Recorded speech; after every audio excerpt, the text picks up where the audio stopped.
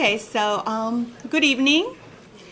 My name is Alessandra Moctezuma, and I'm the gallery director and professor of museum studies here at San Diego Mesa College. Thank you so much for coming and joining us in this cold night. At least it wasn't raining, so that's good.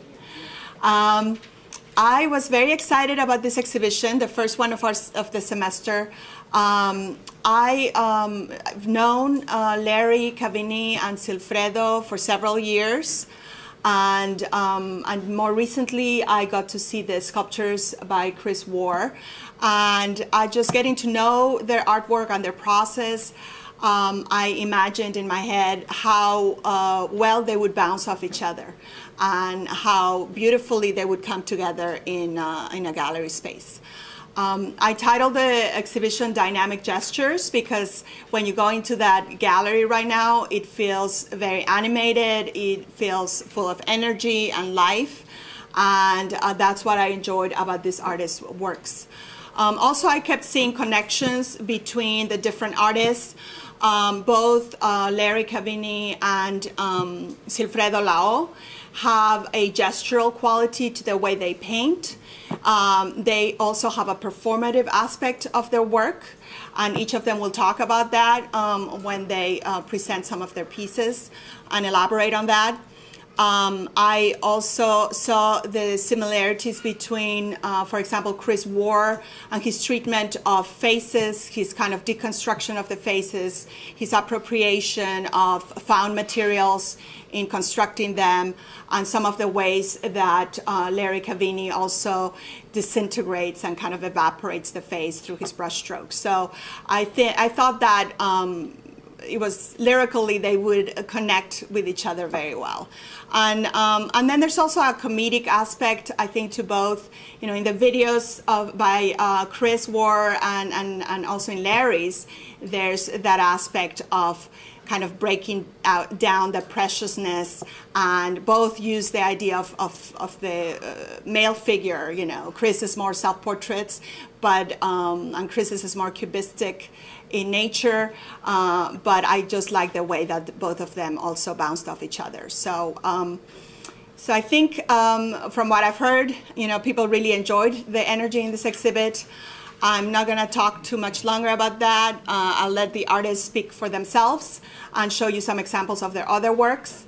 And I just want to thank Pat Vine, our wonderful gallery coordinator. She's just so great and making sure that our exhibits run smoothly, our receptions are well stocked with wonderful food, and that our students have somebody working with them. I want to thank my museum studies class for all their hard work.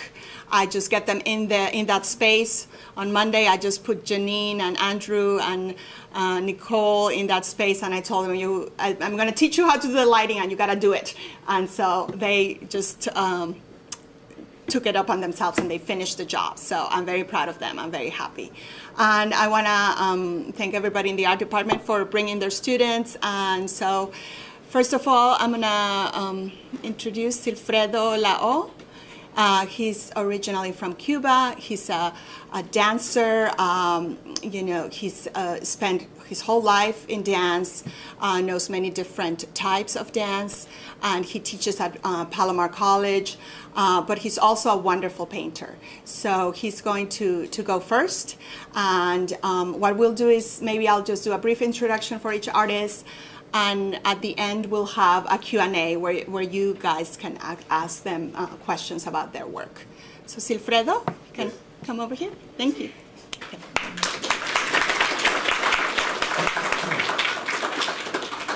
Hello guys. I'll bring this up, but it's paused. When you're ready, you let me know and we'll start. Cool.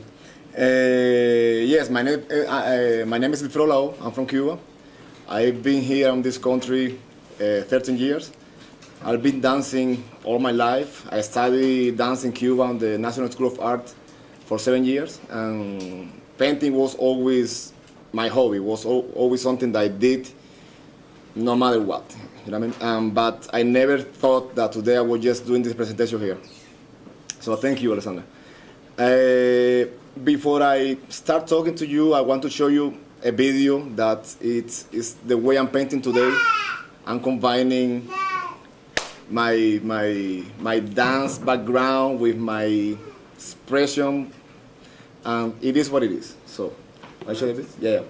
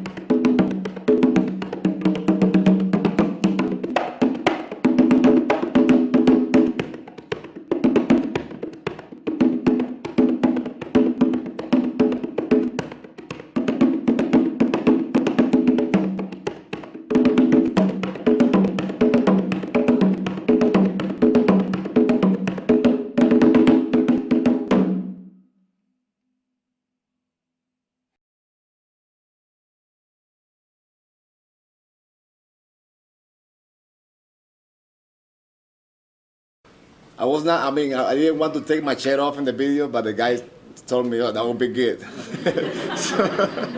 so I took my shirt. As you see, guys, you know what I mean? For me, dancing and painting, music, anything, just an expression. You know what I mean? I grew up in a family where everybody was a dancer, everybody was a painter, and everybody was a musician. But they still don't know it. They still don't know it, they have that quality.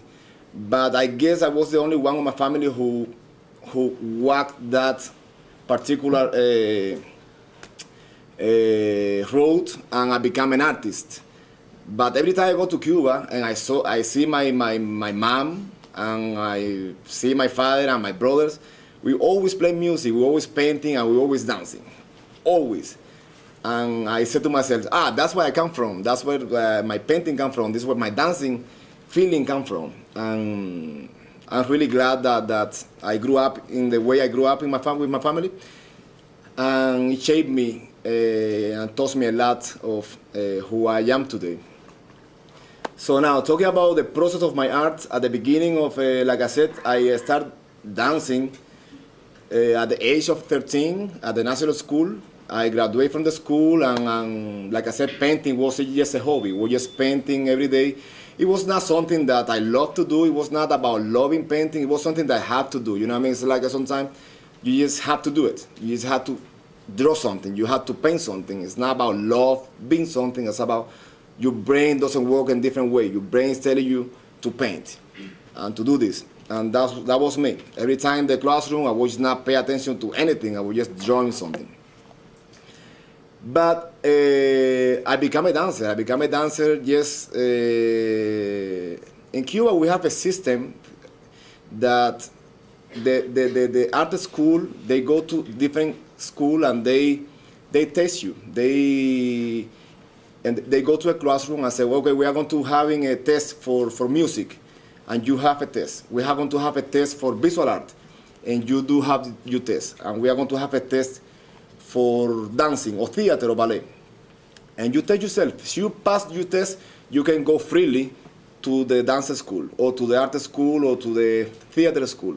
You don't have to pay for anything, everything is free, but you have to have the talent. You have to have the ability to do that because the government is paying for that. I did two tests. I did the visual art test and I did the dance test. I didn't pass the visual art test. I was just like, I couldn't believe it. I couldn't believe it. I was just like devastated. You know what I mean? Like art was something that was my breakthrough, and I didn't pass. But I did pass the dance test. I did pass the dance test. They saw something on me. I don't know. So I went to dance school and I became a professional dancer. You know what I mean? I started shaping my body and taking my ballet classes and everything. I started getting to know a different form of expressing, like using your body to express yourself. You know what I mean? Like with a technique, with proper technique, you can do a bunch of things as an athlete. but you have the opportunity of expressing yourself. You want to say something, you can express with your body. Your body is a pencil, your body is a brush. Of course, at that moment, I was not thinking about painting. At that moment, I was just thinking about dancing, until I became a professional dancer. I graduated from the school. I went to a company in Santiago de Cuba, where I come from, and I started dancing with a company. Painting was gone. And I didn't remember that I was a painter whatsoever. I mean, so many years passed, and dancing was just my major thing. When I moved to the United States, for the first time, I saw just driving. I saw I didn't speak any English, but I saw art store. Just like art store. We parked, and I went there. I was crazy. I started just buying material, you know what I mean, brushes, blah, blah. Went to my house. I opened my first studio in my house. I cleaned a room and opened a first studio. Start painting, and soon enough, all the wall in my house they were full of paintings, small paintings, big paintings. And I was still dancing professionally with a company in San Francisco, ODC company that pay well, give you medical insurance and everything, you know. And I was really committed to my company. And when my son was born, I couldn't travel anymore. I couldn't go to any states with this company or any country with this company because I have a son. And I stopped dancing. And I decided to myself, you know what? I talked to somebody about how I can make painting my business. You know what I mean? I was just like you know what? I want to do this. You know, but I couldn't put a price on my paintings. I couldn't sell my paintings. I couldn't just. I rather just give it to you. That somebody came to my house and I give it to you for a gift. You like it? Just take it. You like it? Just take it. That was enough for me, but I couldn't accept any money. But this person helped me a lot to understand that if you want to make a business about painting, so you have to learn the business part.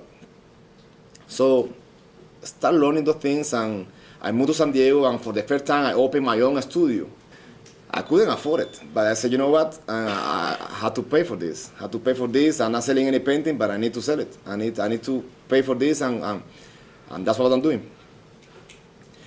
I always, as a dancer, you have a process of creation. You have a process of creating something.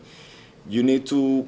I understood the way of how you can project something on the stage for the public. How you use the stage, how you use the light, how you use the levels on the stage, how you use your body as a, and I understood that very well, but I never used it on painting. I was just like painting was something with my brush and thing, and one day I decided just to do something different. Every time in my studio, every time that I'm painting, I need to stretch. I need to have like a 10, 15 minute, 20 minute, just stretch. Just go there, stretch myself, I dance a little bit, I dance, I sweat, I keep painting. And that date, I decided to do something different. I decided just to, I said, why I don't paint when I'm dancing? You know what I mean? Why I don't combine those things when I'm dancing? I just put the canvas on the floor, and like I said, like you see on the video, I just suck my socks on paintings, and I start moving just freely, just creating something. I want to walk here, you say something, tell me something, whatever, you know what I mean? And what I noticed that every time that I do something, doesn't matter what I do with my body on top, every time that I stop somewhere, I create like a really in a structure that was just not wrong. It was just like when you step all the time the same distance. I mean, you don't step. You step the same. So when you make a circle, when you jump, and you go here, you walk forward, you create a certain distance on the canvas that it look. I mean, it doesn't look. It look balanced. You know what I mean? It creates a balance on the canvas. So I noticed that, and I was okay with this. My feet now, I can do this. It look good. So what about my upper body? My upper body is like is the one that's going to be talking to the public, but also I need to say something on the canvas. And it took me a while. It took me a while to really discover the thing. It took me practice and practice and practice and practice and practice and practice to really master. I'm still mastering the things, to really get really comfortable with that. And changing material, acrylic help a lot. With oil, I start with oil. Don't do it with oil. No, not at all. It doesn't work. And acrylic really give me that texture thing and that freedom of expression. I was just like, that's the material I'm going to be using for now. It dries fast. You can take it off from your body really quickly. You know what I mean? And I started using acrylic. And I started just creating a bunch of painting that way, just expressing myself. I didn't care what it was on the bottom of the painting. I was just expressing myself freely, not thinking whatsoever of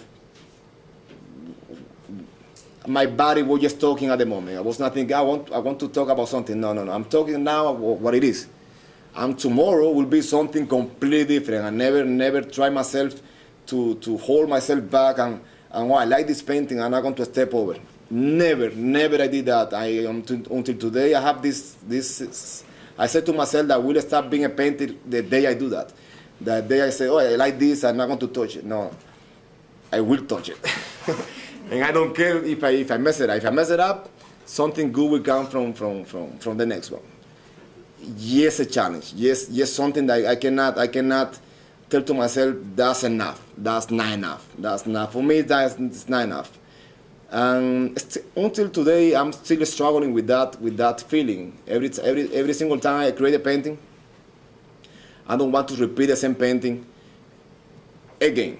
I want to create something new. So right now, I'm just having the same conflict of what my next show will be. So I don't know, but it's a challenge, and that's the way I create my work. I just combine the thing. It doesn't mean that I'm going to be continuously doing that.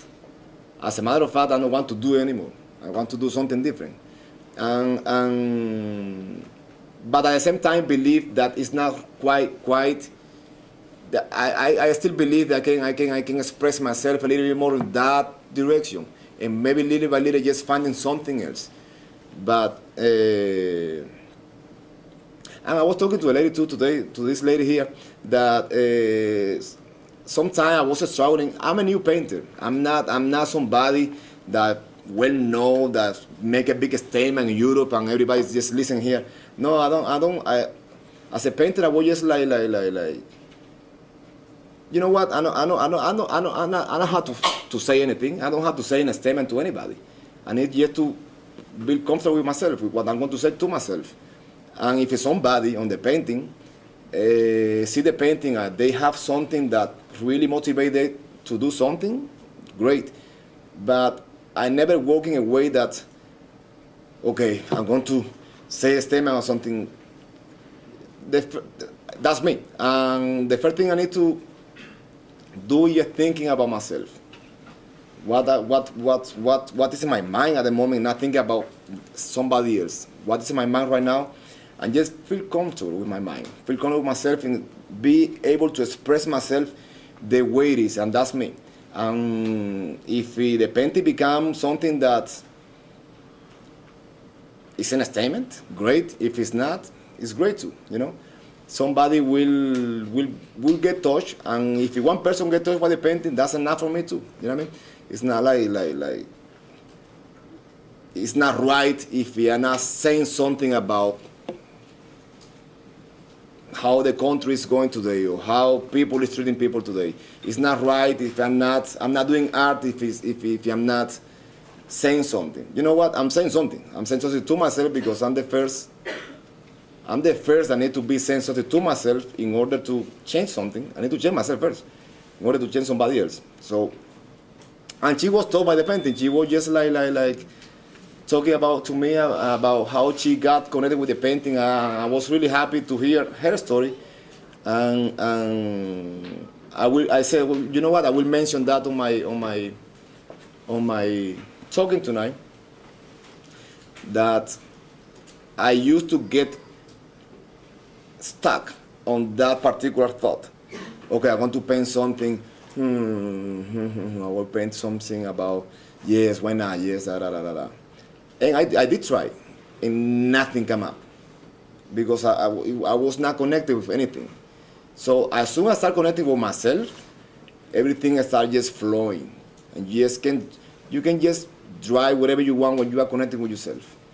And the connection that I found with myself was really spiritually. It was really, really, as you see there on the video, I'm dancing with a soul. I'm dancing with the soul because this particular God that we call it in Cuba is the God that dances with a soul. We call it Ogun. And Ogun is the energy that make people do things. It's the make people fight. It's the energy that is related to technology, related to aggression, but also create destruction and creation. It's the energy that always make you wake up in the morning. It's the energy you always do something. And I use that as an example. I was just, you know what? I want to dance Ogun because I want to do something different. I want to just express myself, and by using this energy, by using by connecting myself with my spirituality, connecting myself with my root, is what you see today in the paintings.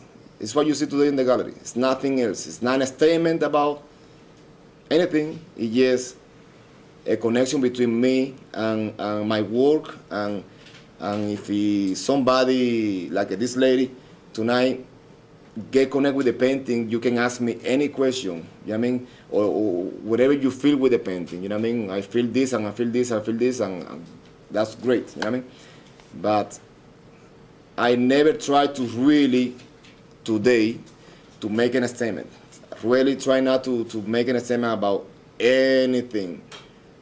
That's me today. Maybe tomorrow, you will see me, my painting, you will see like I don't know, something like, oh, he's making a statement.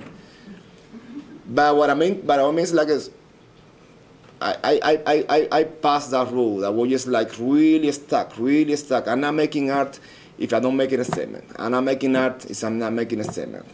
And I found out that's not true. Found out that art is something that is really deeply on you, and it's an expression.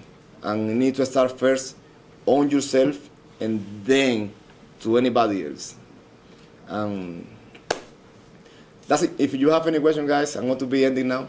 You can ask me later. Cool?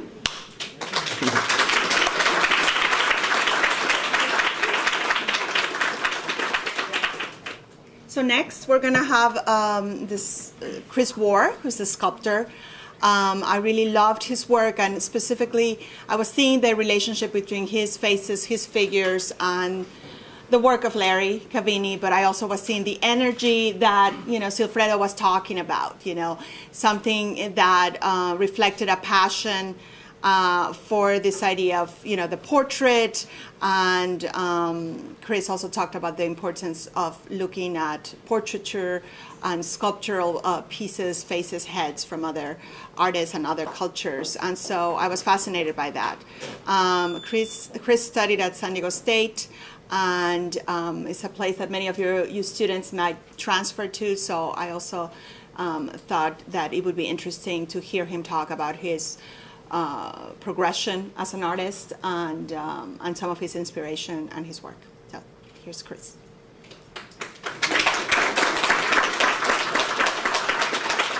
Thank you. I'm on. Well, I was going to start with like an even earlier piece. This is like something I did just coming out of high school. I think, actually, like I heard somebody say one time that one of the rules of giving an artist lecture was never show anything before undergrad. And so I'm definitely breaking that rule, but I think that there's a good reason for it. Because I think most of you guys are here are in community college, right? Or most of you guys are students here. And also, well, I wish I had the first slide, because actually today I scanned all these sketches. I found my high school sketchbook and I scanned all these sketches. that I did, and they were like weird like dragon like creatures and like comic book characters that I'd made up, and like things that look like Far Side cartoons and stuff. And so I thought it was cool to reference some of the things that I looked at and that I think influences the work that I do now. But we don't have it, so you just have to imagine it, and they're really amazing if you could picture them. So, and then this is like a painting that I did. So like as I was going through high school, I started to paint, and I was taking painting lessons and stuff. And I was really into surfing, and I don't do surf art anymore, but it's still like a really big part of my life, and I like to think that it informs my practice in some way. I don't really know exactly how that is, but it was important to me at one point. And then we get into this stuff. This is like, portraiture has always been really important to me, and that was one of the sketches that I had scanned from high school was a portrait. This is a self-portrait. Self-portraiture has also been very important to me, but I'm really interested in the language of portraiture, and what I mean by that is sort of the throughout our history, there's been all these different styles and techniques that have developed, and when I was young, I was unaware of those things, but they were kind of coming to me through the filter of like popular culture. So like through looking at like comics and cartoons, like Warner Brothers cartoons, and Gary Larson's Far Side, and Calvin and Hobbes. All those things were sort of like, were kind of teaching me about art history I didn't really know. And then once I went to school, I kind of like realized where some of those things were coming from.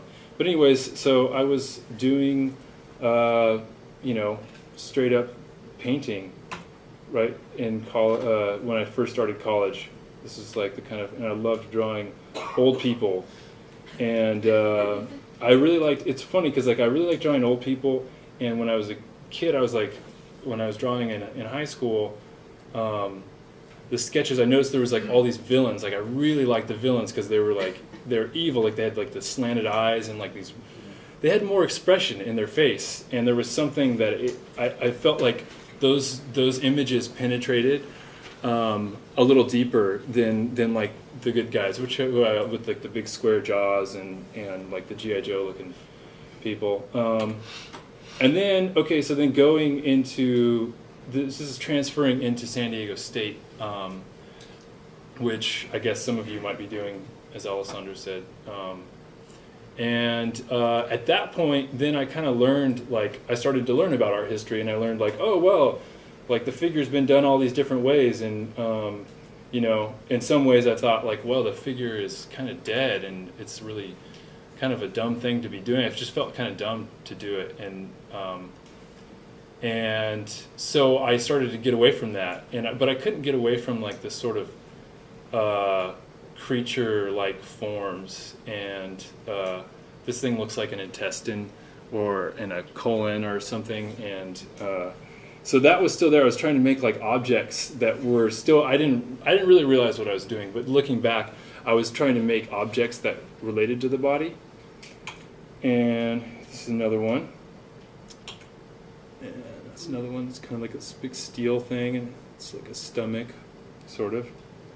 I mean, it's unintentional, but it's totally there. Okay, then I graduated, and actually one of the things I want to talk about is getting out of school. It's not just going into a new school. It's getting out, and that's a really difficult transition. I mean, it'll be, if you're going to go from here to another 4-year college, that'll be a great transition. You're going to learn a lot. It'll be different, for sure, but you're still going to have that context to create work within, and you're still going to have basically a deadline that's set for you by a professor, and you're going to have a group of peers around you that are always going to be there to talk about your artwork. But when you get out, you don't have any of that shit. You're kind of like on your own, and you might have some friends, and hopefully you guys will band together and make work. But you'll kind of realize like, oh, well, where am I going to make this work? And who am I going to talk about it with, and who's going to make me finish this thing? Why am I going to finish it? So you're going to need to sort of manifest some of those things for yourself. And so this is my first studio. I got out, I lucked out, I got out, and I was out for a few months, and there was a great like live work studio, and I just lucked out and I got it. And then I mean, it was really strange to get out of school, and especially in San Diego, there's not a huge art scene here. And I didn't really know what to do. There was no galleries really, and so I just decided that no matter what, I was going to make a lot of art, and that's what I did. And then I started to like seek out other people, and I made friends. This is more shots of my studio. My studio always kind of looks like this. And I made friends with somebody, and we started to collaborate, and then we collaborated for like 2 years, and we made everything together. And we were like, it's funny if you like go back, like this is like this dark, like whatever, you know, this dark object stuff, you know, that's like kind of oozing, and then I went bam into this, you know. And I think I was like getting out of school, and I was starting to like look at a lot of art around, and I really was in love with the figure, and I felt dumb about that in school. And then I got out of school, and I was just like, fuck it, man, this is what I want to do. And my friend was the same way. He was like, yeah, this is cool. And so we started to make stuff like this that was really goofy, because we thought that, I mean, being in school and feeling like the figure was dumb or goofy made me sort of like push that into a really kind of, I guess, kind of a silly area. And I think that this stuff is pretty like, it's like cartoonish, but it's also like nihilistic in a way, you know. It was like really bright and really colorful, but I also saw it as somewhat of a middle finger, and it was like a middle finger to banality. It was a middle finger to like what I saw as tradition. Maybe it was a middle finger to art school. I mean, not really, but I mean, you know, I just was young and I was kind of a punk. So, and this is another one. I mean, it was just kind of like, you know, the weirder we could get, the better we felt about it.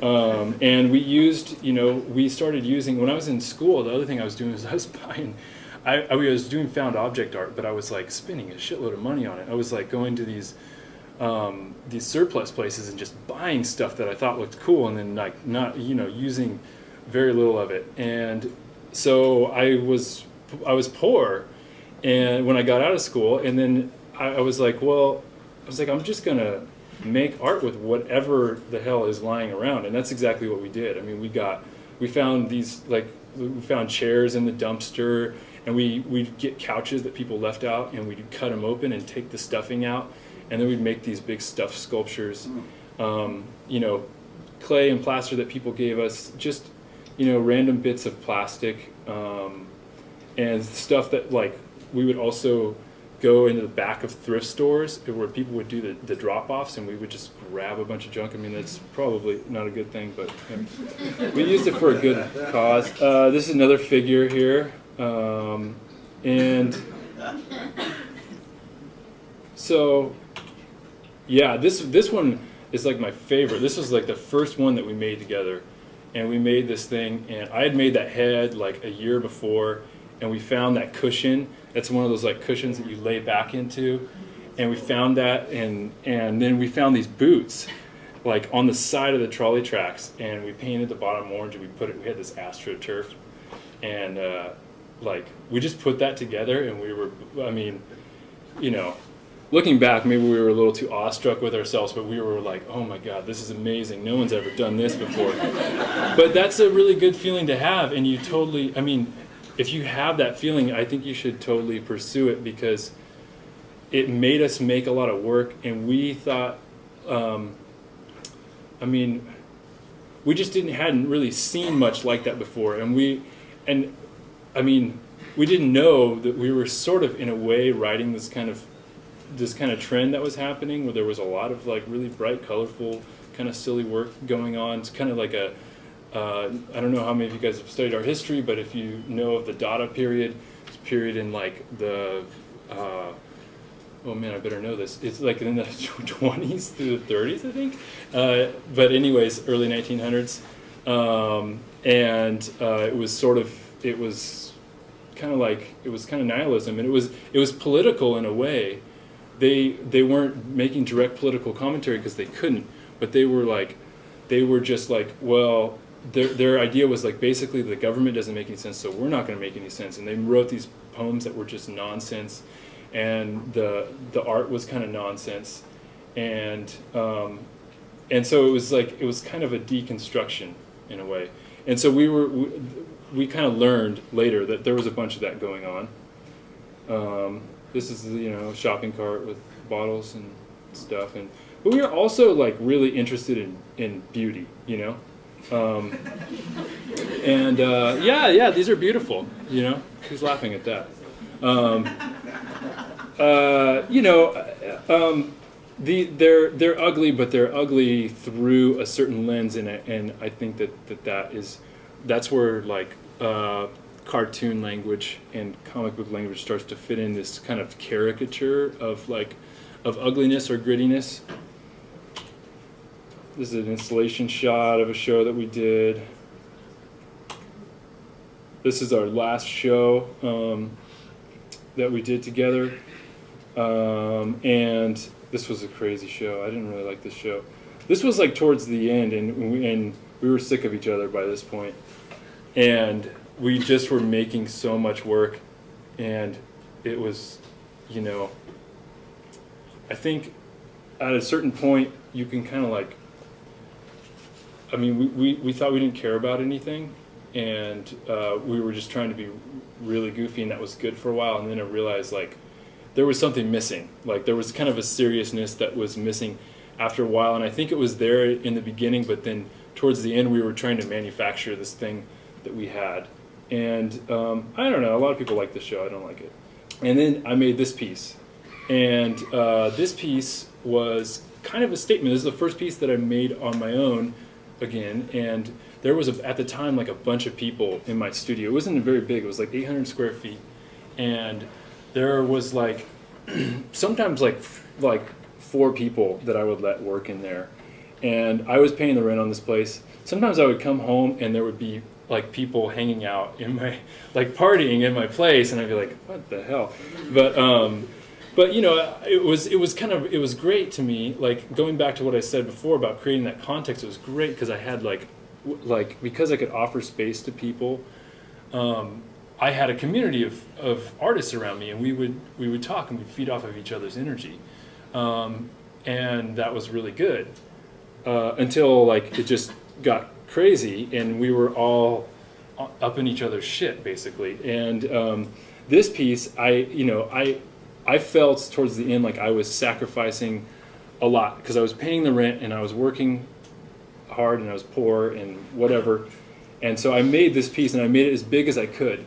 I made it like it was an inch from the ceiling, and it was just like one singular figure, like this, and it was like kind of this statement. And I wanted it to be, I don't know, I wasn't thinking about this at the time, but looking back, this is what I think was going on. I think I was trying to like claim my territory in a way, and I think it did that. It did that in a weird way because it's imposing, but it's also like kind of frightened itself, and it's also weak, and it doesn't have any genitalia and it doesn't have any arms. And so I think that there's kind of a weird duality going on, and I think that speaks to a kind of truth about humanity. And then I went on to started making more of my own stuff again. Like the color starts to go away a little bit, and they're a little bit darker. And then I started to make videos. Basically, this is a still from one of the videos that's in the show. I think this one's in the show, right? Yeah. So yeah, I think, the thing that got me into making video was that when you're making a painting or a sculpture, you sort of like, you put all this time into a sort of this singular object, and then you put it on display, and people walk up to it and they look at it for like 10 seconds, and then they're like, oh, that's good, and they walk off. But when someone watches a film or they watch a performance, they sit there with their undivided attention for like 2 hours. And so I was sort of jealous of that, and I had done some performance work in the past, and I liked that feeling. So I wondered if I could, with video, if I could play with attention span, I guess, was my original impetus for it, or like if I could play with the idea of film versus painting. And I didn't want somebody to go up and stare at this thing and watch it all the way through for 2 hours like a movie, but I did want to create something that would make someone linger a little bit longer, and then hopefully move on and then come back to it. The other thing that I was seeing was that a lot of the video work that I was experiencing at the time was like way too long for me. Like someone would have like a 20-minute video in a show, and it wouldn't even be that good. But the fact that, when you're like watching TV, you're watching like a really bad show, and it's like you don't know why you're watching it, but you're still there and you can't stop until the end. That's what I felt about video art, and I wanted people to feel comfortable about moving on. And so I guess I was thinking a lot about the viewer and myself as a viewer. And so I started, and I was like, well, what am I going to do? I'm going to do a self-portrait, because, I'm a total narcissist. And so I did that, and I really didn't know anything about video editing. I got a program, and I just started to click buttons. Like literally, I started to just click on things and see what happened. And eventually, I kind of like figured out a couple little things I could do, and I still knew basically nothing. I didn't even know if I could repeat some of the things that I did. And it was really, they're really hokey tricks. They're just like these little holes that I'm cutting and I'm layering. I learned that I could layer video, and then I was like, oh, that's cool. Like you can put video on top of video and then cut holes through it, and the other thing can be behind it. So that's when I did this one first. And then I did a whole series of other videos, like a year later. I did a whole bunch with myself. And then this one here, this one is like a 15-minute long video. And it starts with like this big scene, and then it zooms into this sort of portrait on the chair, and then it zooms into the head, and it ends in I think there's the beginning kind of image. There's kind of all these things going on, and so I was pushing all the time with these videos, pushing the idea of how long somebody would stay and stay and watch it. And I don't think I ever really found a way to control it, and it didn't really matter. It was just a way for me, something for me to think about as I put together like a flow, and thought about, I guess, working with time as a medium. Am I ready to stop talking? Yeah, that's enough about videos. I made a bunch of videos. I think some of them are pretty good. So then, so this is Space for Art, and this is not my artwork, but I feel like I should probably talk about this because it's something that's been really important to me, and something that I've put a lot of energy into over the last 3 years. So like, I guess around the same time as I was making those videos, and I wasn't making work all that much. I was kind of like wondering why the hell I was making work in the first place, and thinking that I should probably get out of San Diego and go somewhere that had a better art scene. But then at the same time, there had always been, I guess it's like all my friends and I had always talked about like, oh, we got to do something in San Diego. We got to do something here, you know. It's this place is like, it's so ripe for something cool to happen. And what I learned was that there was cool stuff happening, but it was always like underneath some kind of rock. You know, there was something cool happening, and 10 people knew about it, and nobody else knew about it. And then like, you know, you go meet, and you're like, holy crap, this is really cool. And you go over here, and you meet another group of people, and you're like, this is really cool too. But nobody is like coming together. There's no cohesion. So, anyways, I got involved with a group of people, and I was on a committee called Space for Art.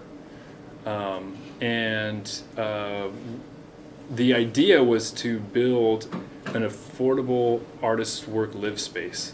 So to build affordable housing basically for artists. And I had a studio, like I had a subsidized, you know, it was like Section 8 housing, and it would just happen to be a perfect studio, and it was subsidized. And so I kind of had that deal. I mean, I was still barely able to pay my rent, but I was able to do it, and I was able to make work all the time. And I was like, this is great, but there's nobody else that really has this deal. Like no one else my age that has like a studio like this, and for this cheap. And more people should have this. So I kind of got I got interested in this group, and we started doing what they call like these brainstorming sessions and whatever. I won't get too into this because this is like a whole 2-hour presentation in itself. But like, anyways, flash forward to the future, we end up finding a space, and we are. It's not a permanent space because we kind of realized like, oh, we're not going to be able to secure a permanent space for another 5 to 6 years or whatever, 10 years to a lifetime, who knows. But we can rent a space in the meantime, and we can divide it up, and we can basically have this artist complex, and then we can continue while we have that complex. We can work towards something more permanent. And so this is one of the buildings in the space that we've leased, and it's a big warehouse space. We've divided it into many different studios, about 35. And there's 5 of them are live work, and then a bunch of them are just working studios. And we have a gallery, and a classroom, and a wood shop, and all these great facilities. There is that's Bob, our fearless leader, and he is a construction genius and an architect, and he's telling somebody what to do there.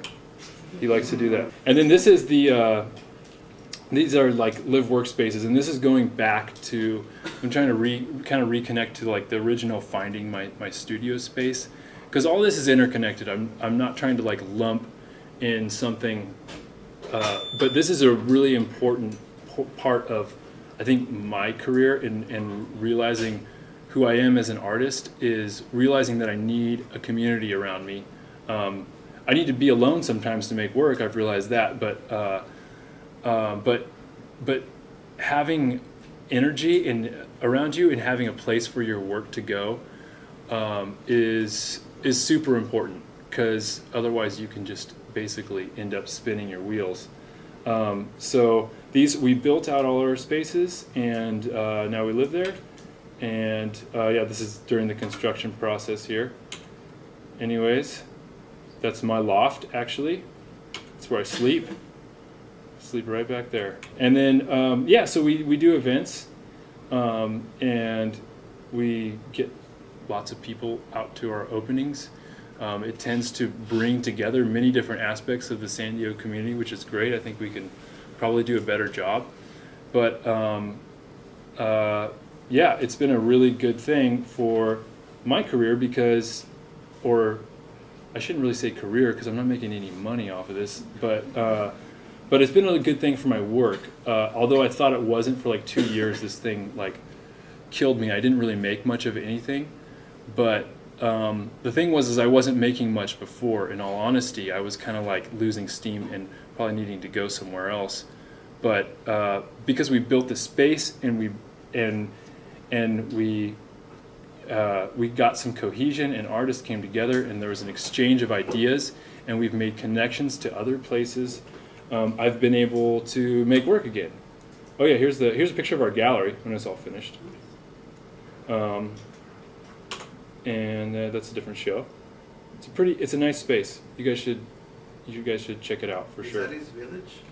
Yeah, it's in the East Village area, like. Got that wooden stage right there. Yeah, and then so flash forward. This is some of the work that I've been making over the period that I've been there, and it's going back to portraiture, a lot of it, and now it's kind of going back and taking a look at different aspects, I think, of I guess the language of portraiture and the language of facial expression. I think it's kind of, I think a lot of it's sort of self-explanatory, but I think, I don't know. Yeah, this is new. This is all fresh stuff. I don't know what to say about it, but I think it's really, I think it is still really tied. It has its roots in my youth, where there is a real interest in cartoon language and comic books and comic strips and things of that nature. And then it's sort of like layered with this patina of art history as I've gone through art school and learned where a lot of those things came from. I mean, and actually I think it's like one of my first like fine artist influences was Van Gogh. And I think that a lot of this, like Impressionism, it's like a lot of what I go for in these is to try to make an Impressionist sculpture, you know, is that these sort of forms kind of like, I feel like in a way, like they emulate almost a brush stroke. Like this one begins to have it on the head, and the brush strokes are, or the planes are sculptural in a way that, to me at least, reflect painting. This one does for sure. This one reminds me of an impressionistic painting. And that's it. That's all of them.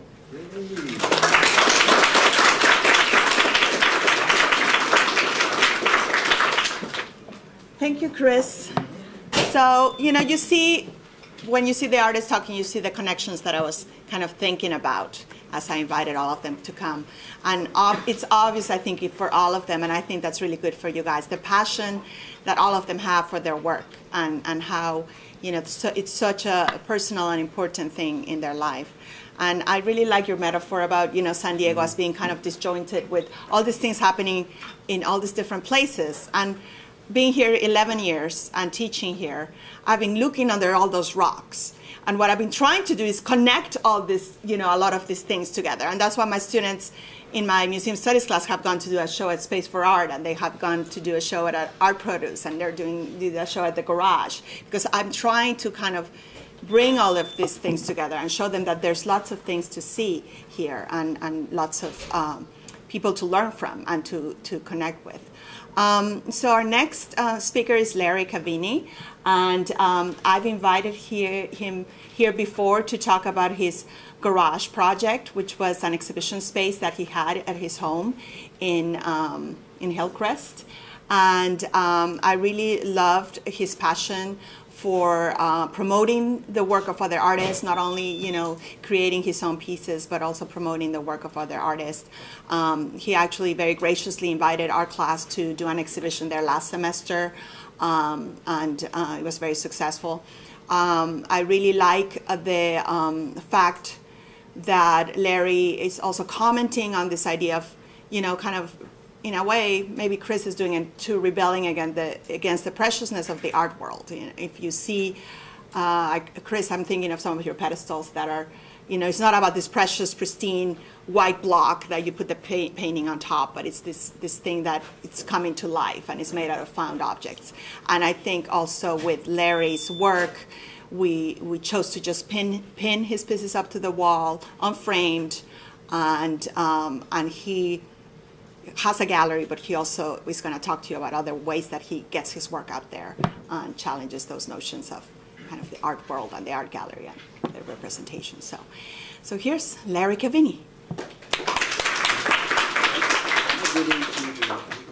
Yeah, you know, I'm really enjoying the company of the other two artists and hearing their, you know, testimony about their work and everything, and just thinking about, you know, the common denominator within a lot of things in respect of, you know, our first speaker within his performative actions, making art, with his abstract paintings. I love the text in his work. You know, I've used text in my work before.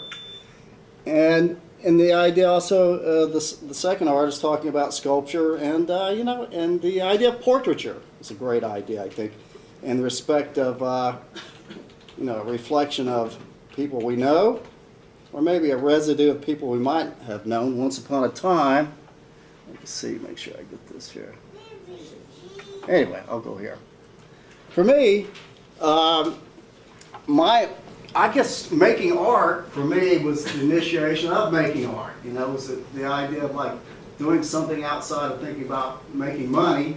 Was pretty much born in a fairly poor kind of environment, North Carolina, and you know, in a lot of ways it was the idea of comic books. A lot of you guys probably read comic books, right?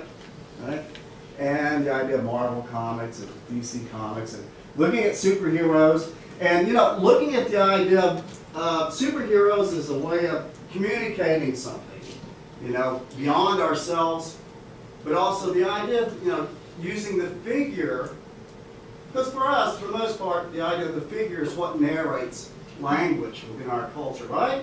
You know, we look at something, and usually the initiation of a conversation is looking at the figure, and then it takes us through this narrative to the given story, you know? So a lot of that was about me and simulating these ideas of looking at Marvel comics, looking at DC comics, but also looking at these superheroes that were about another world, which was about escapism, another world, which kind of took me out of my poverty in a way and kept me from thinking about the lack of money in some ways. And my mother, too, really encouraged me about drawing versus, you know, making them. She was always complimenting on the drawings versus what other aspects, sports or whatever, that, you know, a parent might celebrate. So that was very encouraging, my mother. And, you know, through the course of time, you know, making paintings, making objects on my own in Asheville, North Carolina. You ever heard of Asheville, North Carolina?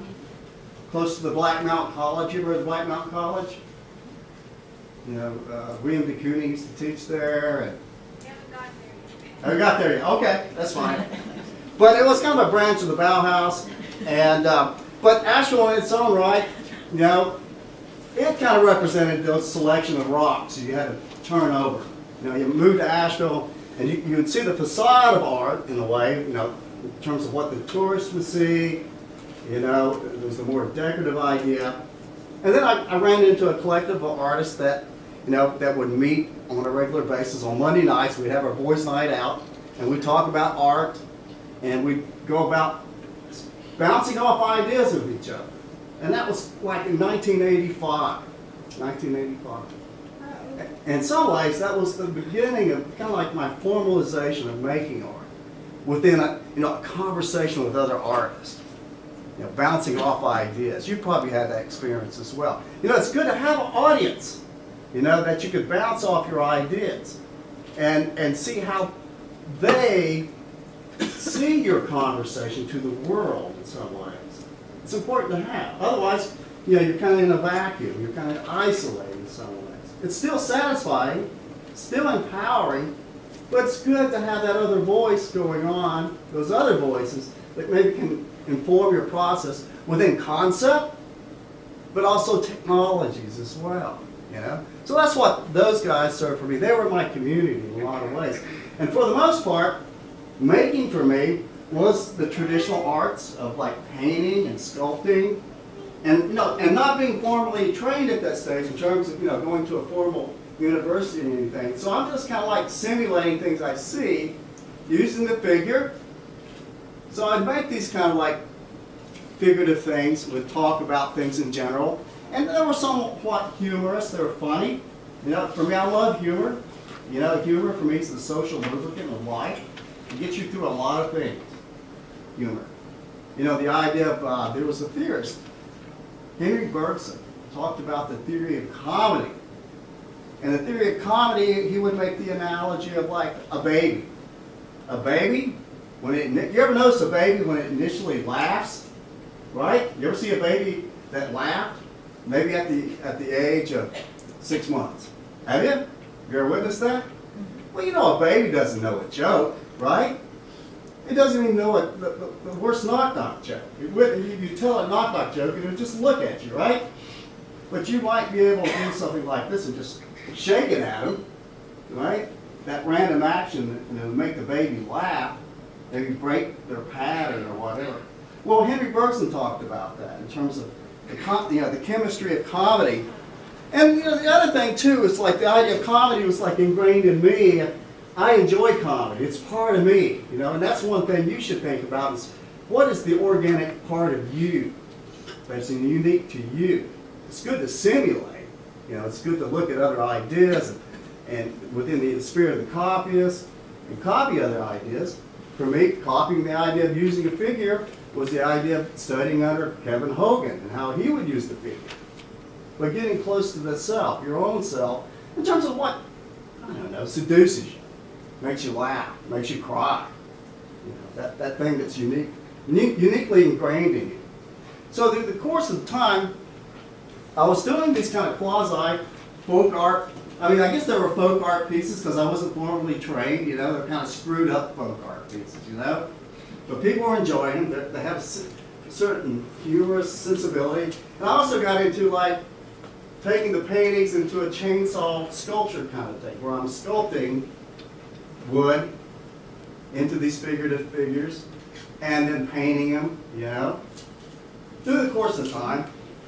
Now then I finally, through the course of meeting my wife over there, Karen, I decided to move to California.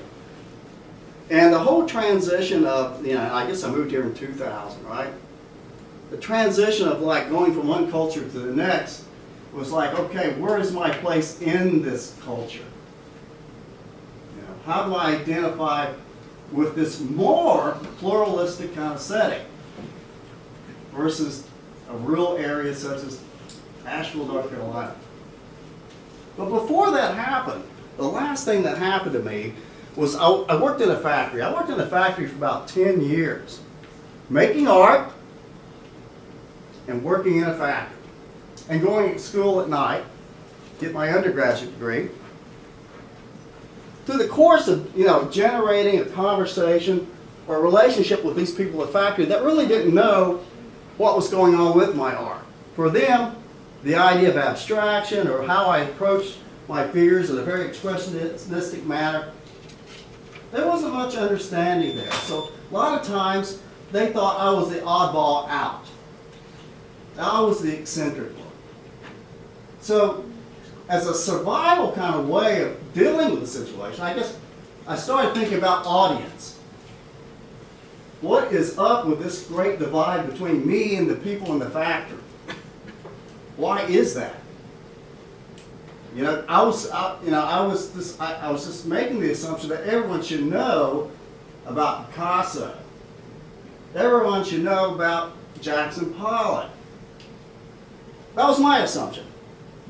But at that stage, I started kind of like analyzing the model of art in the art world in the respect of, okay, art in itself, within the content, does evolve. It certainly does. It, you know, within the, you know, the beginning of the 20th century, Impressionism, on to now, within content, has evolved.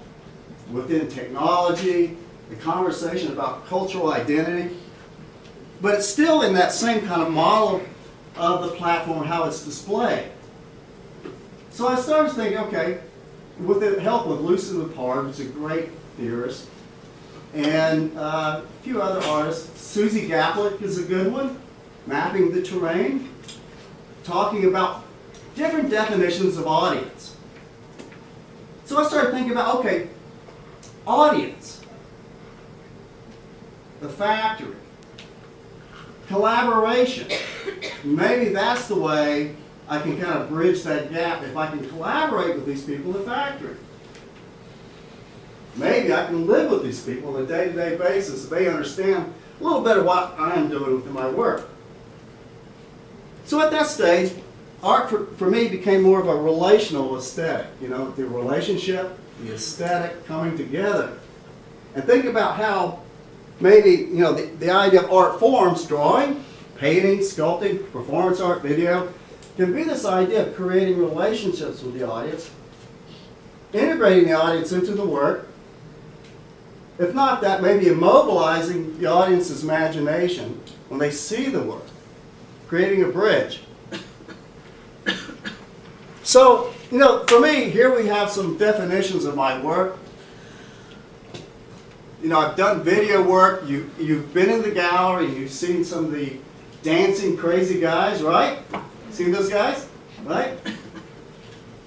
That kind of spawned from, I guess it was in 2004, I started having a gallery in my garage, which is a two-car garage.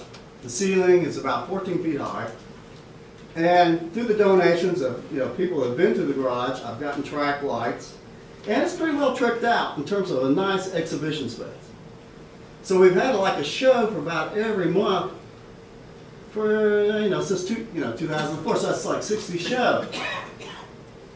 In the respect of kind of trying to germinate some kind of cultural, some kind of community, cultural community in respect of those rocks that they expounded on in such an eloquent way. Through doing that, I kind of give up me making. I was doing performance art in respect of interventions. You ever heard of an intervention? An intervention is the idea of where the interventionists, there were a group of people back in the late 50s. And they would think about, okay, it's not about making objects so much, because there's so much things already existing in the world. We can think about cultural ritual, cultural settings. And we can put ourselves in those cultural settings and maybe redirect them. Maybe redefine them into a different direction. And maybe, that way we can circumvent the idea of commodity, economy, where the practical day of life is more about experience versus the commodity. We live in a very commodified society in a lot of ways. The object being commodified.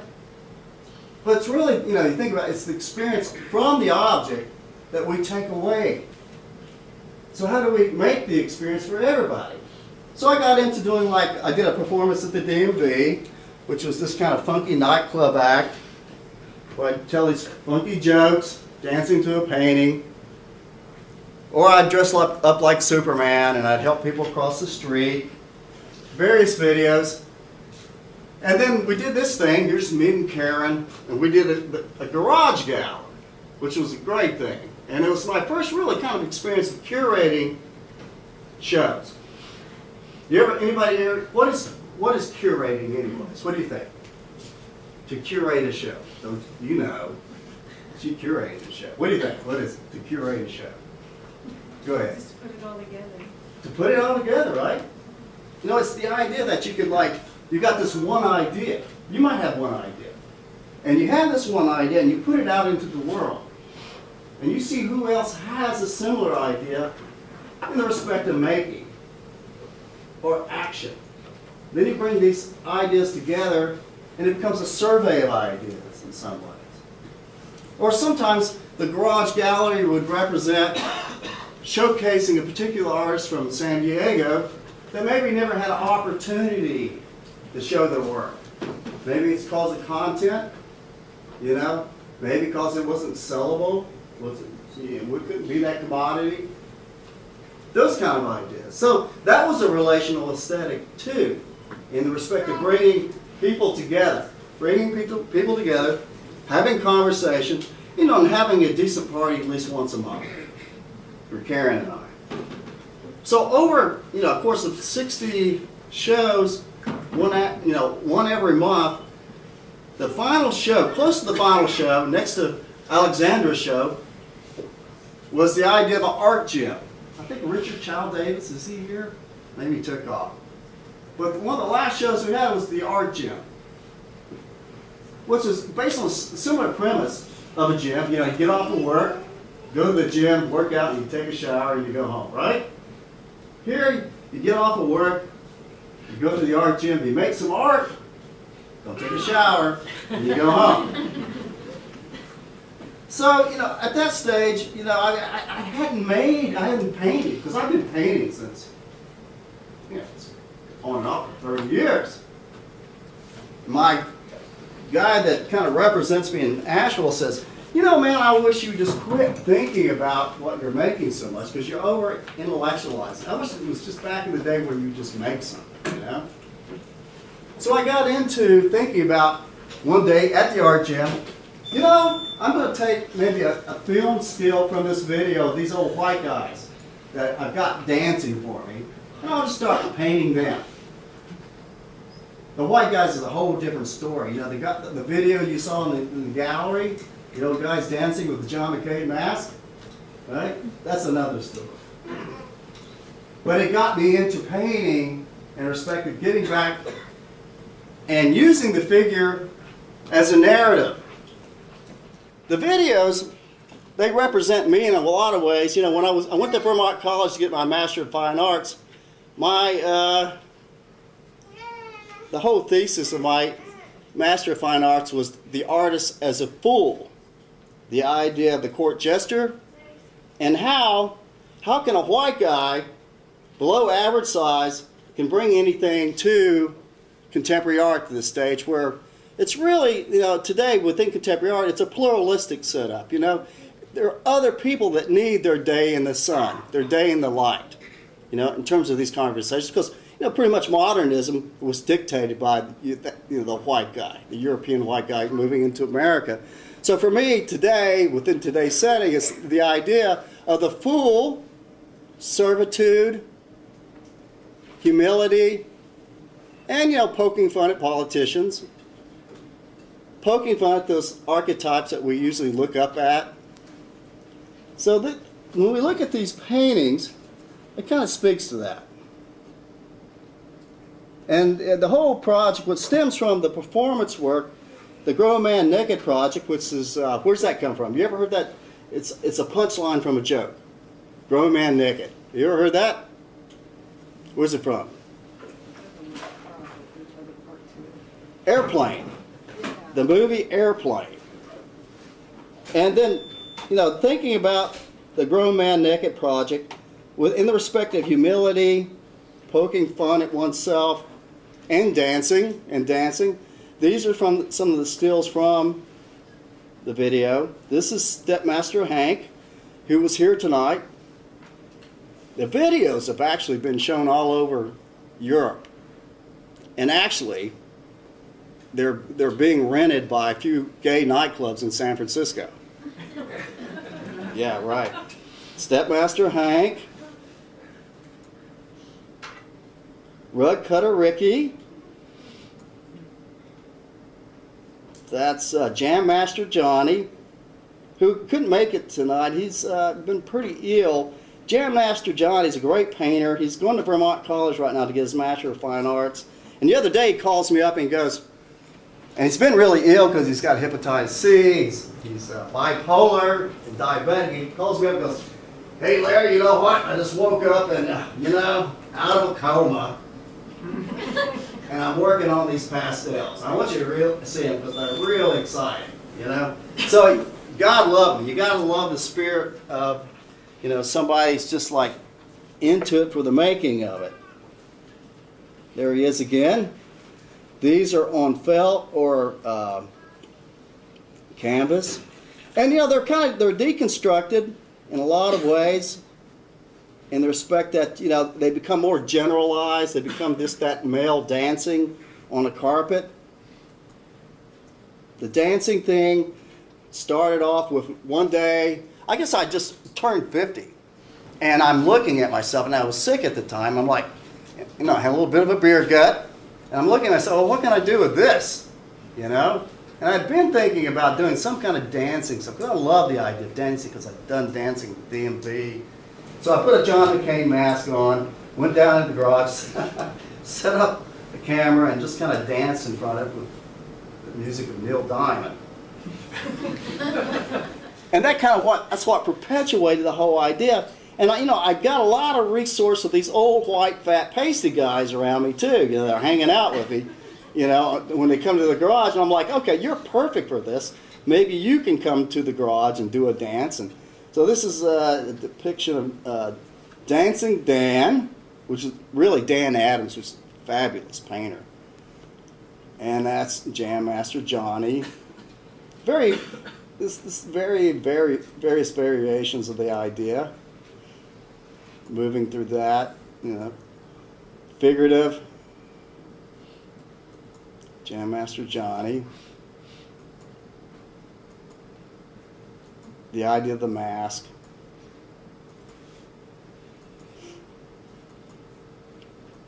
So, the figure's a narrative. Here's actually, I took a break and did a painting of this piece here, which was a performance intervention I did at the Museum of the Living Arts, where I hired two actresses to have an argument over a painting, and it ended up in an arm wrestling contest.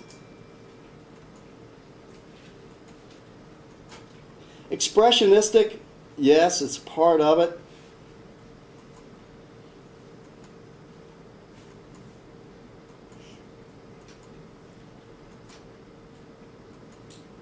So, I've gotten, the painting for me is such an intuitive thing, it kind of surpasses the idea of language in a way. But there's also different approaches to painting.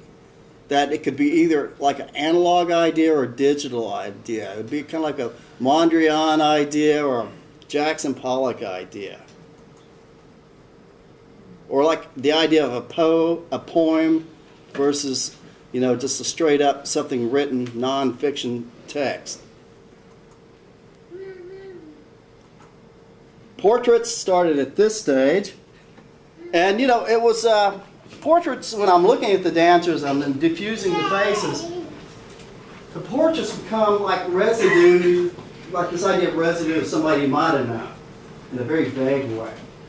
As opposed to the traditional way of abstraction, where you take that thing that's representational, that looks like something, and then you would break it down into some kind of abstract reality. Okay?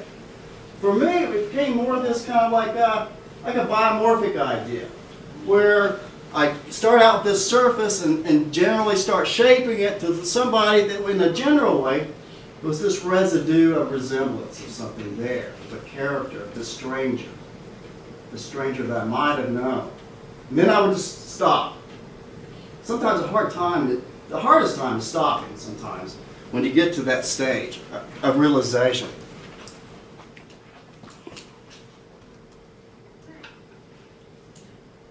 And the juxtaposition of something very representational to something very abstract, in a lot of ways, is the formula of that counterbalance and comedy in the respect of something rigid versus something folly.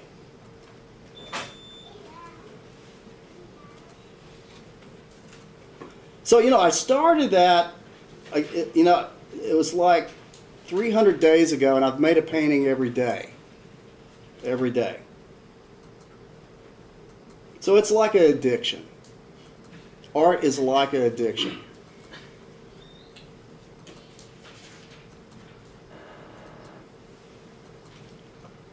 A whole series of them. And watercolor, each medium has its own set of problems, problem solving. What's interesting about when these figures find their way, and they're all about males, and they're all about white males, when the clothes are removed, they represent a duality of sexuality in some ways.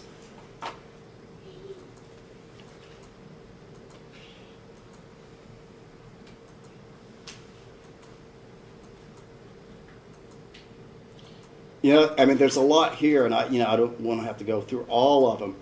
But the most current ones I'm working on are, in some ways, the idea of deconstructing the things that are familiar to us.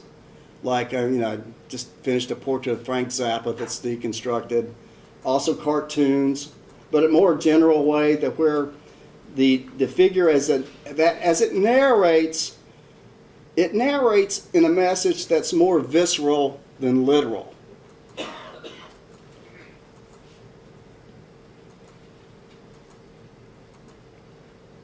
Here's Superman. Oh, this one. Now, I'm working out this Superman piece, right? Because I love Superman. He's part of my culture.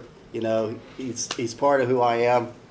And, in doing a portrait of him, and this is a biomorphic exercise where you pretty much respond to a surface, you respond to a shape, and it directs you in terms of the overall realization. So it wasn't until after the fact that somebody mentioned to me, well, that kind of looks like Santa Claus. I'm like, okay, score, bonus. But it is this idea of Santa Claus. And the idea of, audience, which takes me into Facebook. Who has a Facebook account? All right? It is the social media. For me, in the idea of relational aesthetic at this stage of my life is the use of Facebook.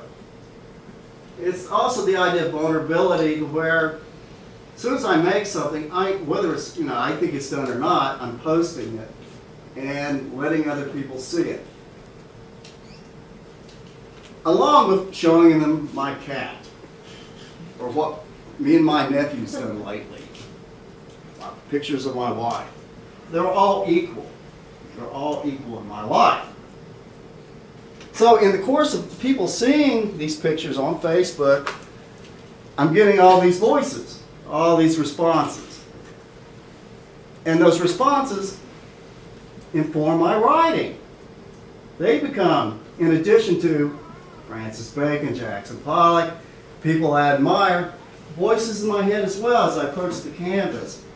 Social media. It's kind of a new idea of audience. They're all over the world. They look at my work and they buy my work. I'm arriving at collectors at this stage. Through the course of not necessarily going through a gallery, but having an exchange of talking about the work and them seeing the progression of the work. And it's a vulnerable situation because for the most part, we're accustomed as artists to suspend belief, to put our best work out there, and create a facade of self.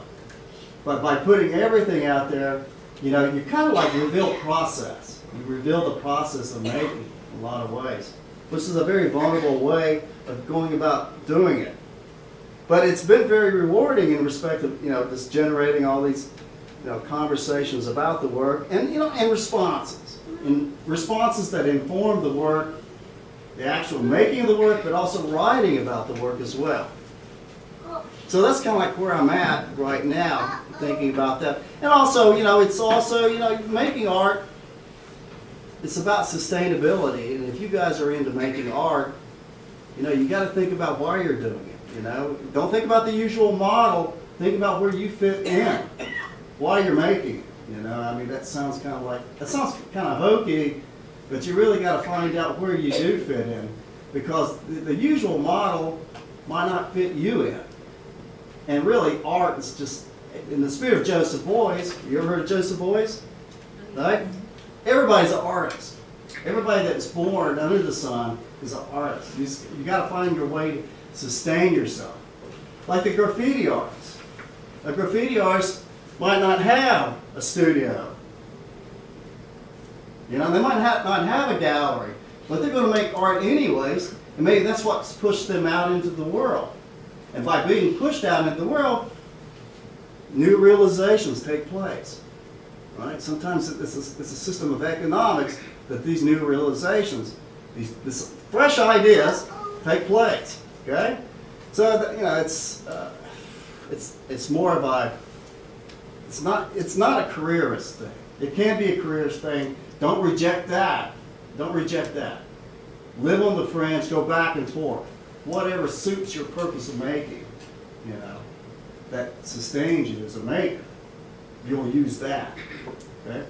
All right. That's like I said. All right.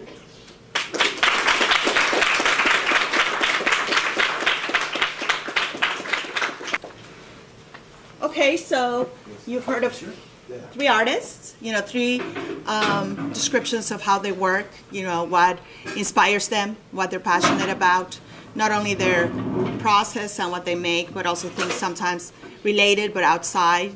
Chris with Space for Art, and Larry with his curatorial project, and Silfredo with his dance.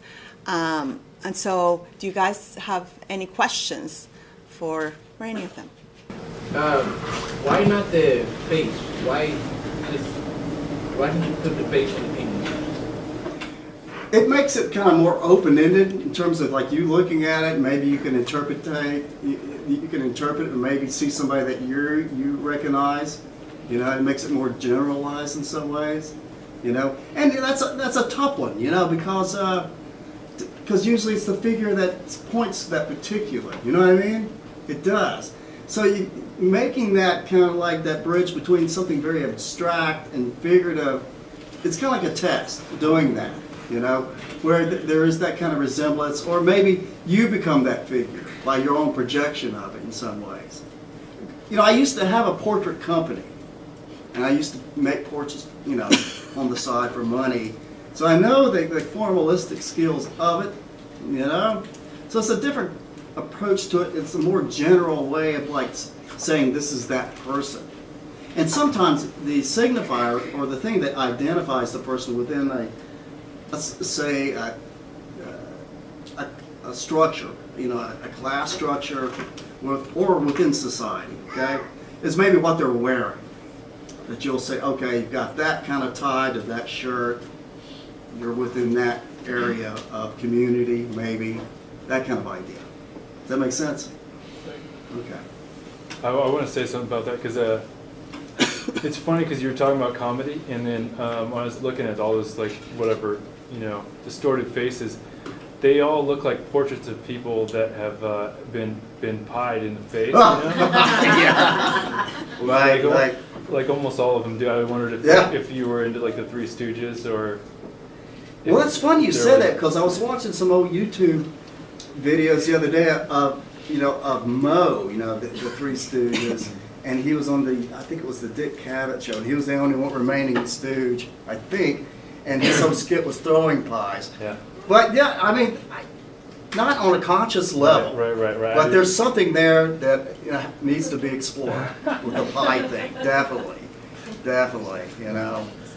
I also wonder, it's some explanation that I made up, I guess, but when I was looking at those faces, another student asked me about this idea that you're doing this kind of, in a way, a critique of although it's playful, of the white male, as a gesture. It's definitely that. And so this face is actually kind of dissolving, or, kind of some sort of transformation, evaporation of the faces. Yeah. To me, it's through the paint media, through the acrylic, that these faces are actually just becoming maybe nothing, but although you still have the body and the attributes, the ties and the suits and the other things. I don't know. There's a great book you guys should read by Giles Deleuze.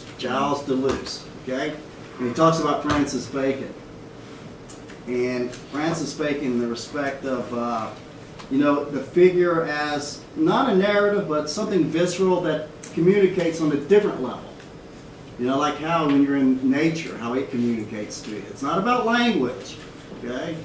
And he makes the distinction between the idea of something analog versus digital, which kind of goes into that conversation. And so it's kind of like the emotional response that you see from that pie in the face, or that mesh of a color, that kind of idea. Color being icon, or having its psychological meaning when you see it, and in what shape does it present itself within the form of the face, and you put those together, and it becomes some kind of a weird identity in some ways.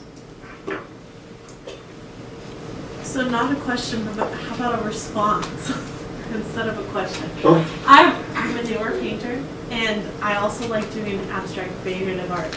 And often the response that I used to be a dancer, often the response I get, because I'm newer, is you should do this. Maybe I don't like it this way. I draw faceless females in silhouettes, monochromatic. And I'm always getting told how to make it the way to conform, I guess. Oh, to other people's work? Yes. Huh? And so hearing you though makes me feel better about my stance on no, I want the women to be faceless, and I don't want their bodies to have details. Mm.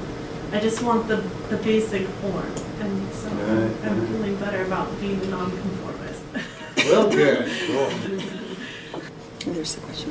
I think when she was just speaking, it was a lot like what you were saying, when you were discussing back there in the museum, and about art touching, how it touches someone when they're looking at the art and that, and being aware and that. And I think that it's very important as an artist or human, no matter what you're doing in life, that you do what you feel is best and what you feel is right. And therefore, then you have that joy in your life. And you will always feel right about what you're doing. And that's why when we were talking, I connected because of the fact that I felt that joy in your work. And I wanted to almost just touch it. And I could see that you were building upon it. I felt also, I knew, I felt a connection to yours also in different ways too. I felt this because of the movement in different ways and stuff too. But it's important, I think, for when she said that it's a lot what we talked about. It's important to be aware of who you are, and that's what you were saying. And somehow it does then somehow connect with other people. What greater thing can you have in life than as an artist be able to connect with others and something you've done that's really truly who you are. I mean, that's the most beautiful thing in the world. And I think that you all have done that in a lot of ways, and I really appreciate having been here this evening and seen your work and everything. I'm very appreciative of it, and I could listen to you all speak tonight also. Okay. Okay. Okay, a question for Silfredo. Yes. So when when I went to the gallery and I saw the paintings, I kind of went through everything really quickly and I looked at it. And, I didn't have much insight into it. And then when I saw you explain, your process, it was kind of like I had a new kind of appreciation for it, like as far as like, when you have the painting there, it's like the result of the moment because you were, you're dancing and you had music and all that behind it. But then in the end, you go to the gallery, you just see the painting of that moment of what you were feeling at the time. Now, do you kind of think of it as like that painting is like that moment in time that everybody gets to see? But the part of you making it is kind of more like for yourself, like you're just kind of in the moment, that's just for yourself. Because if people saw you do, I don't know if you do stuff like that in public or not. I do perform in public. I decided this time not to do it because I was just coming from my class of Palomar College, and I was just running to the. But I do perform. But when I painting on my studio, yes, just by myself. Yes, like it's my day, it's my time. I want to express myself. And when I show my art, so people will have a different idea. So complete different idea of what I was thinking at that time. And if that fit that suit, for them, that's great. I explain to them what I was doing at that time. They say, oh, but what I see here, yes, I saw the painting a year ago that was I call it a red warrior. And I was just like fighting them in my studio, you know what I mean? A lot of red and thing and spear and thing. And when I saw the painting, the guy who bought it, he saw like a French guy drinking something. And that's why he bought it. Yeah. I say, yeah, but you see the warrior? I saw a French guy drinking. And he bought it because he that's what he saw. And I say, great. So yeah, when I'm painting, I'm just by myself, and when I explain to people, it might be not make any sense for them, but I'm willing, to explain it, and if you doubt. Video is just so, it's not really that much of a commodity, you know? And especially with like YouTube and like the internet, it's like everything is out there, you know, I mean, you think about like creating, you put it on this disc, and then it's like, I mean, unless you're creating a video on like 16mm film and you have the only reel, you know, then that thing is worth something. But like this thing that is so repeatable, and also just so non-archival. Like those DVDs, like they just break down right away. So I mean, I think that you can. I mean, you obviously can sell video work, but I don't think that it makes it necessarily any more of a commodity. It's still pretty ephemeral in a way. And I mean, to answer your question, I never really felt a pressure to do that. I think that my only impetus in making video work was just a different way to think about the audience and using time like a medium, like I would use paint or, you know, or any kind of sculpture material. Oh, there's one here, maybe first. I had a question, kind of bad on name, sorry, for you. Mm-hmm. You said that your art changed from when you left school to when you got out. Mm-hmm. Was that transition due to the network that was missing there from all the students being in there, or was it because of the restrictions of having to do certain projects as opposed to you're free to create whatever you want? Yeah, all of that. Yeah, it had to do with, well, I don't think it had to do with not having a network, because that I kind of created that pretty fast, luckily. I had a few people around me. I stayed in touch with people from school and that were also really serious about making work.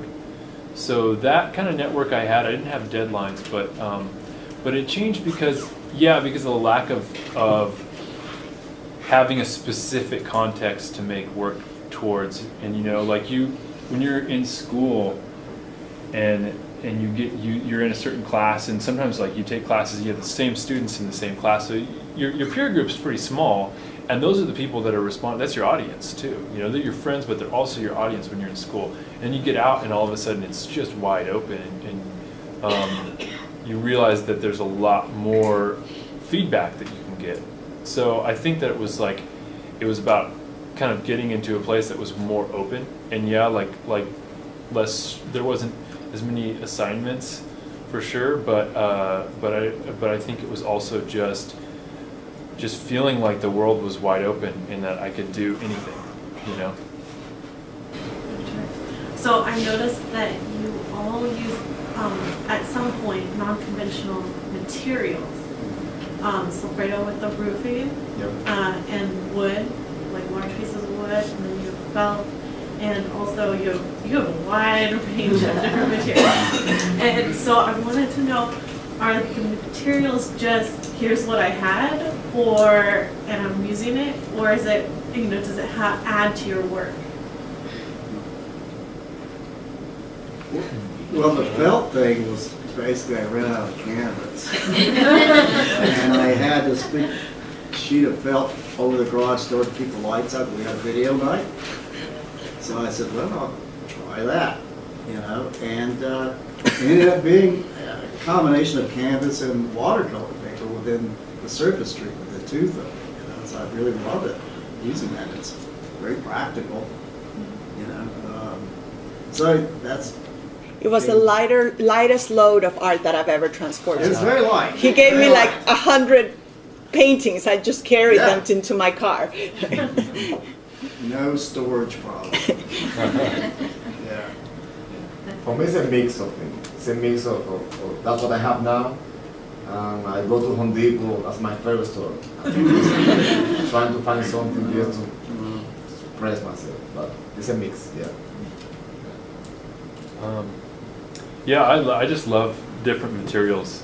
And I love the challenge of something that that I don't really know how to work with, and sort of like just haphazardly trying things. And the video was like that, you know, like I said, like literally just clicking the mouse and seeing what happened.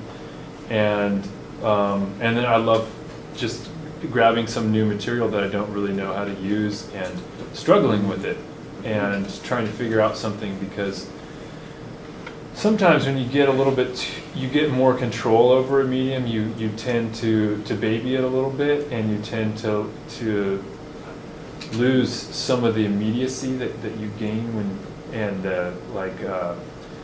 I think in my first painting teacher called it like happy accidents or whatever.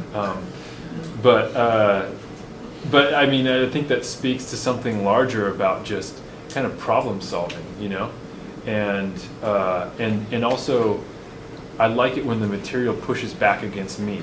When I have a will for it to do something, and I'm like, I want you to do this, and it's like, no, I'm not going to quite do that, and then it's like, okay, well, then we're going to have to come to some kind of compromise here, and so it's like the material's working equally as hard as me, and then what we get is this total unexpected result that's probably better than what I intended. So that's why I use so many different materials.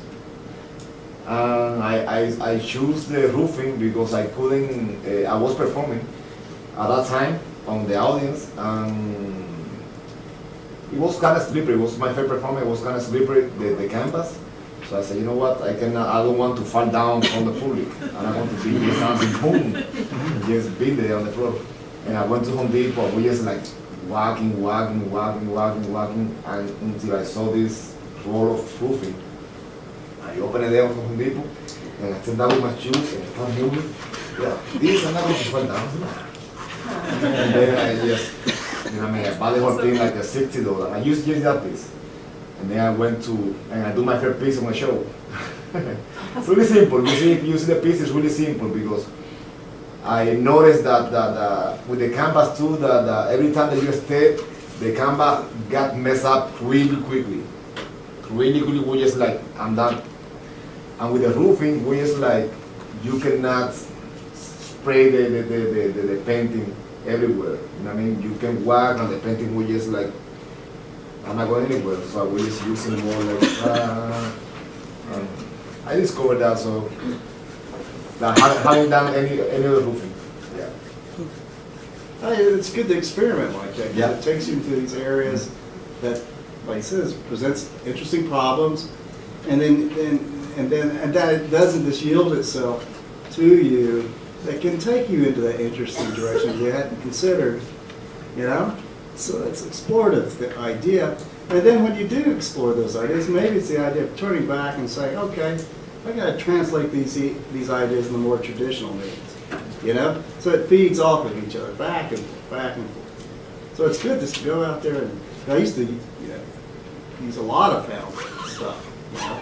Took me into paper making at one stage. So you never know. The fact that there is that resist, like you said, is that new realities come spring forth. That it doesn't totally succumb to your domination. We've looked at a lot of artwork this evening, and there's something so compelling and intimate and vulnerable and courageous about the fact that there are so many singular figures in each one of the works. And we're hearing from you this it's necessary for you to work within a community. You're talking about the art gym and a kind of collaborative, certainly the garage has that. Yeah. I'm kind of interested in these singular images and then the sense of community. And I'm wondering if there's anything, certainly the viewers engage with the work, but do you do anything where you are working in the process and engaging with anyone else? I'm in the process of that. I'm trying to create like a serious painting, but it's a big project. And it's a video, performing, and painting. So it's about just going to my Cuban community and doing like a film to a family, like a asking them how they come from Cuba, if they come in a raft or flying or whatever, and how they made it here in the United States.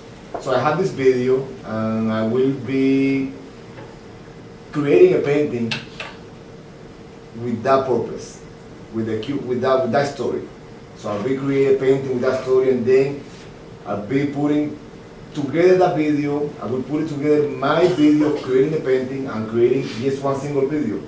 So by the end, I will be have a video of the story of the family, but also I will be having a painting. So I'm working on trying to get in touch with that community, with my Cuban community, and creating that type of work. Not just painting or just but working with other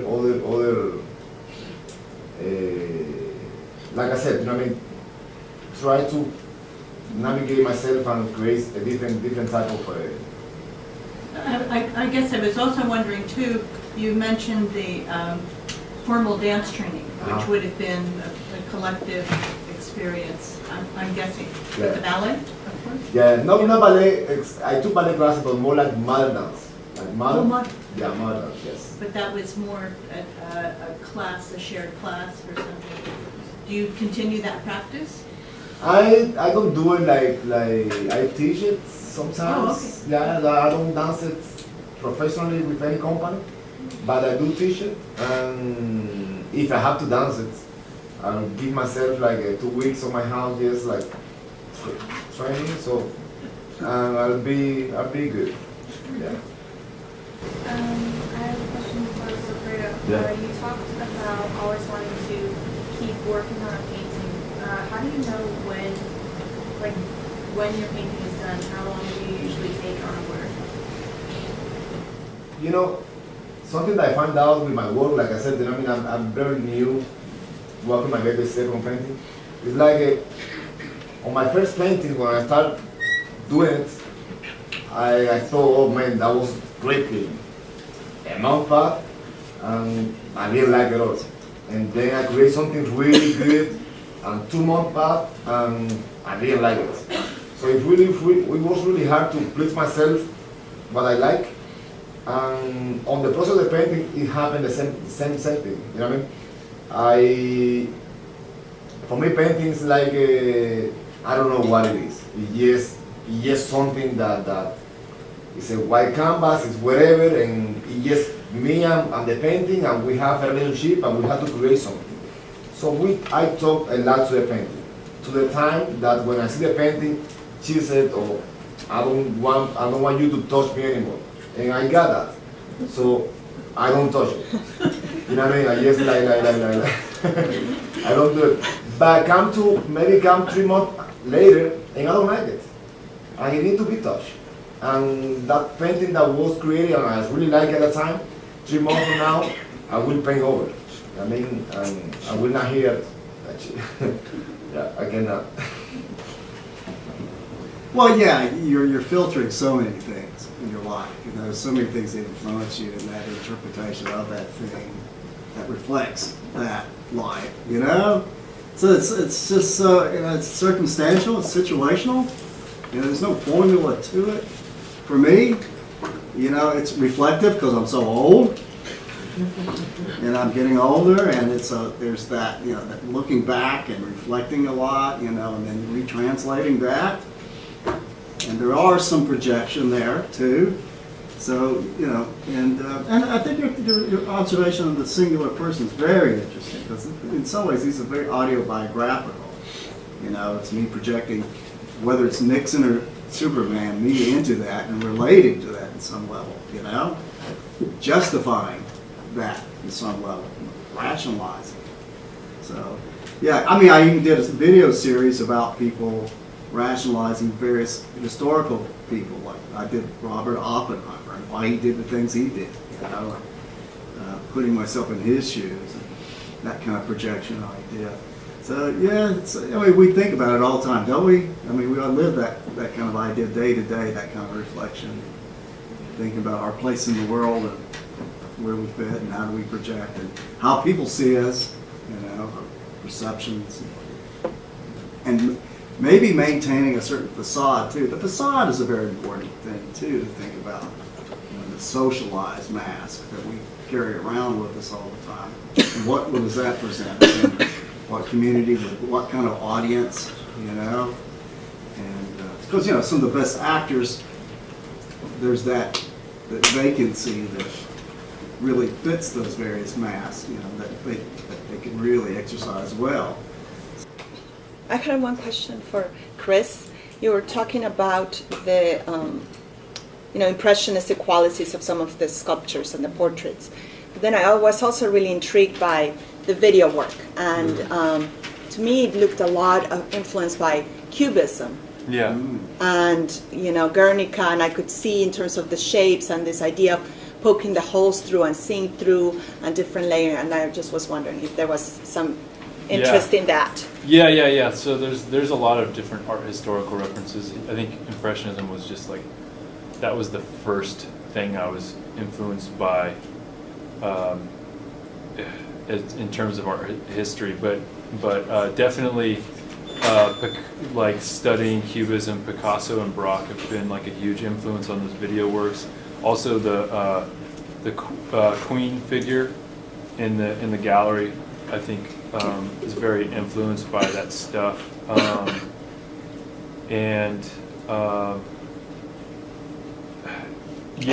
I kind of think also like Duchamp's Nude Descending the Staircase. Mm-hmm. For some reason, when I look at the video work, I think about that, and both the face, but also the seated figure.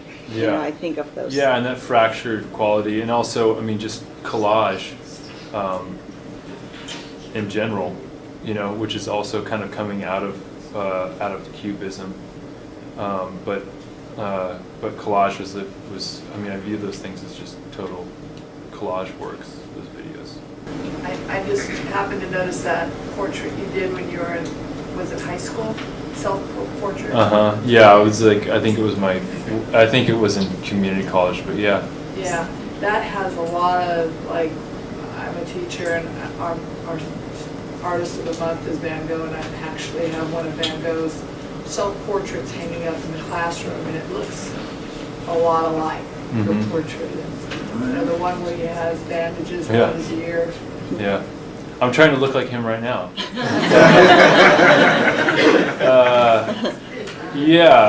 I think I did a lot of self-portraits. Even when I was like a kid, I would do self-portraits. Like, I wanted to be like a cowboy, and I would just like draw my face in the mirror, and then draw like a cowboy around that, And then, when I was like starting to get into painting, I didn't really know a lot about art history. I didn't know anything, but I did know Van Gogh because it's like almost everybody does. So I saw that stuff, and I did kind of emulate those portraits, and I didn't even really think that I looked a lot like him. But teachers would say that to me too. They'd be like, "This looks like Van Gogh." Well, just the seriousness too of your face, and that was very typical for Van Gogh too. When he did his portraits, he never did one with someone smiling or cheerful. They were all very serious. Yeah, and there's also like he uses a lot of color, but he uses it in a way that's like actually disturbing, and I think that's a big influence on my work, where it's like these bright things, but yet if you get a certain combination, it can actually lead you into something in a different direction. And I think that those are all just like tools, like the same thing with comedy and different things like that. They sort of lift the guard, I feel like, of the viewer, and are able to like connect. It makes it easier to connect to it emotionally when there's something unexpected. So. For Chris, are your collaging videos available online anywhere? Yeah, they're on. I got a couple of them up on Vimeo, so it's vimeo.com/Chris Warr. Well, I have tons of questions for you guys, but I don't think people want to stay for hours. But I just, the more I hear you speak, the more connections I see, how you all value the accident, as part of your work, and that's important. And this singular yet important of the collective, in your works, which Georgia mentioned, the performative aspect. I just think we should do a performance where you sit in the gallery and we come and ask you questions or something. It'd be fun. Do that? That'd be great. I'd love to do that. Maybe we should do a lunch. Maybe we should do a lunch with the artists, as a follow-up. It might be kind of fun. But you guys have any other questions or comments? Yes, thank you. Thank you.